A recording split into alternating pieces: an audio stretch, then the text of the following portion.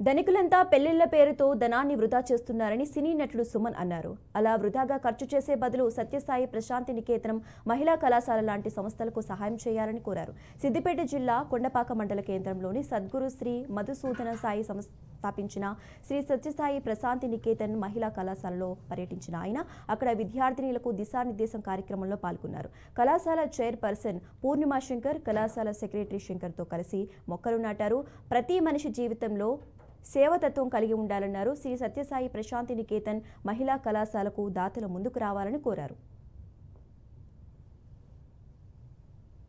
ఎవరికైతే తల్లిదండ్రులు లేరు లేదా ఉన్నా కూడా వాళ్ళకి చదవడానికి అవకాశం లేదు, వాళ్ళని తీసుకొచ్చి మెయిన్గా ఆ కేటగిరీని తీసుకొచ్చి ఇక్కడ పెట్టి వీళ్ళ పిల్లలు ఎవరంటే వాళ్ళని కూడా వాళ్ళతో కలిపి ఇక్కడ చదువు విద్య వాళ్ళు ఏంటంటే డోనర్స్ మీద వాళ్ళ మీద ఎంత అద్భుతమైన ఒక క్యాంపస్ చేయడం, పిల్లలు మీరు చూసే ఎంత అద్భుతంగా వాళ్ళ డాన్స్ కానీ వాళ్ళ పాటలు పాడటం కానీ విద్య విషయం అవార్డ్స్ గోల్డ్ మెడల్ డిగ్రీ చేస్తారు, ఎంత డిసిప్లిన్గా ఉన్నారు.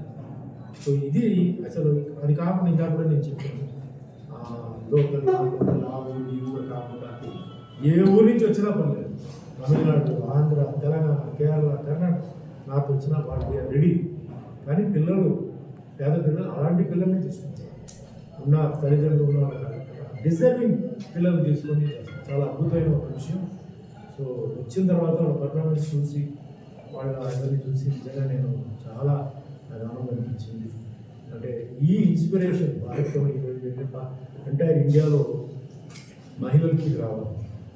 ఎన్ని కష్టాలు ఉన్నా ఎన్ని ఉన్నా ఎవరో ఉన్నారు, ఇలాంటి సంస్థలకి